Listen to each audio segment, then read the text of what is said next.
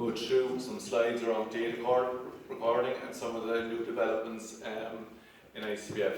Just take you to HerdPlus overview, some of the data recording stats that we have, the apps, the LandPlus and HerdPlus app that we have currently, some of the data that we have currently in the database, and also some of the new sensor technologies that we're going to have to deal with over the next number of years, but also some of the new developments that we have available for dairy and beef farmers.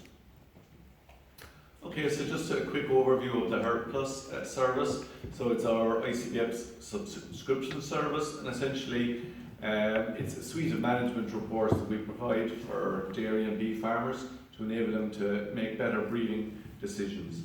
We have about close on 9,000 dairy farmers signed up to the service, and close on 17,000 beef farmers signed up. So we're dealing with, I suppose, quite a large number of both dairy and beef farmers as part of the service.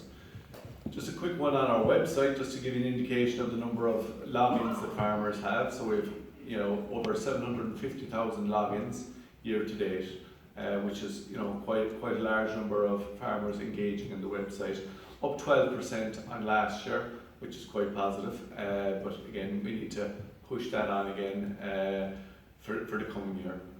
Some of the online applications that we cater for as well, outside of we call it the HerdPlus suite, is for example, e-profit monitor, the pedigree catalogue, the knowledge transfer program. These are other applications that we have available for farmers on the website.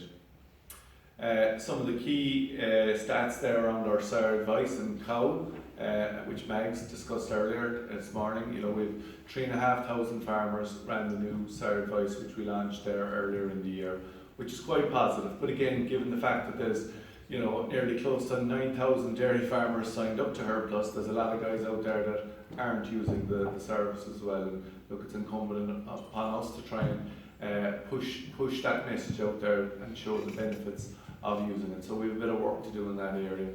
And also very positive, 13,000 runs year to date for the cow, which is very positive. So look, again, we need to increase the number of farmers that are actively engaged in the service. And I suppose, look, one of our philosophies, and Sean mentioned it earlier in his presentation, the data is owned by the farmer. That's our policy, and we'd like to see that farmers have control over who has access to their data for their benefit, but also for the national good. And the national good is a very important part of it. And again, data is, it's the lifeblood of the database and of ICBF. And to think of ICBF as a jigsaw puzzle, I suppose, if you look at it, every piece of that puzzle will give you a better picture of your genetics. So the more data we have, the more accurate the reliability is for our genetic indexes. So again, recording sires, calving ease, milk recording, live weights, etc. They all feed into the genetic evaluations, and the more of that data and the more good quality data that we get, the better it is for the evaluations which you use. So again, rubbish in, obviously, it's going to be the rubbish out. So we need to make sure that we're getting more quality data in as well, not just volumes. And just to look at some of their sub-indexes that are included in the dairy, and also the beef Eurostar index. So you have milk, fertility, calving, beef, maintenance, management and health. And within those, just to give you a flavour of some of the increases that we've seen over the last number of years, from 2013 to 2017, milk recording figures up 22%, up to close on 700,000 cows milk recorded. And again, good increase in dry off records. AI serves, over 1.1 million serves, up 32% in that time period, and natural serves up 12%. Look at sire recording, again up 14%, as calving ease up 12%. Carcass data, so over 1.6 million carcass weight records, up 18%. Mastitis and lameness, big jump in mastitis records, so we've over 20,000 mastitis records, 56% increase in the data recorded, followed by 29% increase in lameness. The management traits, so that's your docility in the beef and your milking temperament in the dairy cows.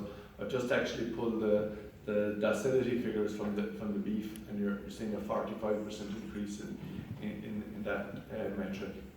And also in the maintenance figures here, cow live weights feed into the maintenance figure, and that's up 24%. Now again, it's going to throw these figures out. I suppose that they're all showing positive increases. Okay, it is coming on the back of an increase in both, or a big increase in dairy cow numbers. I suppose overall in that time period you've seen a kind of a 12% increase in the national herd as well. So that's where some of those increases are coming from, just the extra animals that we have in the country.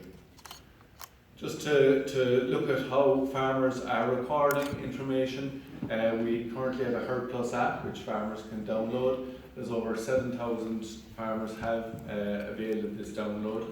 And again, it's very similar to the web screen that we have, similar drop-down menu.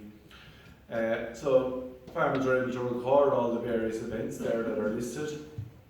So for example, if a farmer wants to record a dry-off event, just clicks on the dry-off, and we've introduced this year a new facility whereby the farmer can record whether it's a dry cow tube, a tube and a sealer, or sealer only, and that's to cater for the selective dry cow therapy. And we hope to use this data next year then to actually work with AHI to see what kind of I suppose negative impact there may be, if any, for farmers that are actually just recording or actually just drying off cows with teat sealer only. So that's a piece of work that we hope to engage in next year. You know, and I'm hoping that farmers make use of this service on the website. Profiles, so they're the profiles, again very similar to what's available on the website, all available on your phone. Clicking on the dairy EBI, for example, brings up all the animals with their EBIs. And again, clicking on one individual animal drills down and gives you a picture of all the various traits for that animal. And similarly, you can do the same for the Eurostar figure. The Animal Search is another app that we have available. Again, everyone can avail of this. You can download it, and again, by typing in the AI code or the tag number of the animal, up will come on your screen something what you see there up on the screen. So one is for the EBI, for the dairy, and the other one is the Eurostar index for the beef. And again, free to download. There's plenty of guys go around in shirts. These shirts that if you want, or if you're unable to download it, they'll be here to give you a hand. So avail that opportunity here for the rest of the evening, and we'd be more than happy to help you download that app. My colleagues in LambPlus or Sheep Ireland have asked me to also mention that they have an app available for members of LambPlus. It's linked to the Bluetooth technology, so it also works with an EID reader, and it allows the farmers to record lambing, weight, health, mating, etc. And they're also looking at extending it for pregnancy and animal movements. So that's available for the sheep farmers. Looking at the data in the database, so again, look, we're dealing with over 100,000 herds, 6.2 million live animals, lots of calvings, obviously 2.3 million, 2.8 million milk recording records, 7 million movements, over 2 million slaughter records, and again 2.3 million BBD records. So again, look, it's a lot of data that we're dealing with, and in the context of big data, yeah, well, you might think that is big data. I suppose it pales in significance really when you look at the genomic data that we have, and Sean mentioned it earlier. We're close on 80 billion records stored in one table alone in the database. So again, that's based on the fact that we've to date in 2018 353,000 animals genotyped. So again, huge volumes there, and we're very fortunate. Look, it is one of the biggest genotype databases in the world. Some of the new technologies, I suppose, that we have to look out for and to be working more aggressively in is the area of sensor technologies. And I suppose more than any other technologies, sensors can fill that gap for dairy farmers and beef farmers as well, particularly for animals out in the field where it's very hard to maybe capture, for example, heat detection, and there's various tools there, and we need to be engaging more with these third-party companies who have these sensor technologies to make sure that that information is flowing back in, that it's contributing to the evaluations and make it more accurate for you when you're making your breeding decisions. Okay, just some new developments. We've got a new 5-year trend report for the beef farmers, and that's coming out pretty soon. Essentially, it's a one-page report which is going to give you a picture of how you've performed over the last 5 years. Top section there is going to give you a snapshot of your progress, and you can see that the bars going up or going down or staying equal depending on your progress over that 5-year period. It's going to cover your genetics, but also your phenotypic data, so your calving performance. So there's an example of the graphs for your calving sphere, your calving intervals, calves per cow per year, percentage of heifers calved 22 to 26 months, and your 6-week calving rate. And you'll be able to track that, compare your own herd with the national average, but also the top 10%. And also we have a table at the bottom that will allow you not only to see where you are versus the top 10%, but you can see exactly where you rank within the national herd. Okay, so that's going to be available for beef farmers in January. Another one for dairy farmers, for farmers who are genotyping all their females, or any amount of their females for that matter. There's a profile which will be available which will allow you compare the current genetics of the herd with the difference between the non-genomic proof. So you'll be able to see what it's doing with the genomics or without the genomics. So that's going to be available there for farmers, hopefully by in the next week or two. So it'll be available in December. And some new developments that are currently under development. We've, as Donna mentioned, a DNA pilot there earlier, and we're involved in a DNA pilot ourselves, and we had a pilot this spring, and we hope to have an app available that will allow farmers to easily just record that information on an app. And another one that we're working on is the linear type scoring app. And they're just two examples of apps that we're currently under development, and we're going to be pushing on with these throughout 2019 to make sure that there's more of these available for farmers to help them to record more information out in the field. So just to summarise, data is the lifeblood of ICBF. We have one of the most integrated databases in the world, and it's been mentioned plenty today. We're very fortunate to have it as an industry.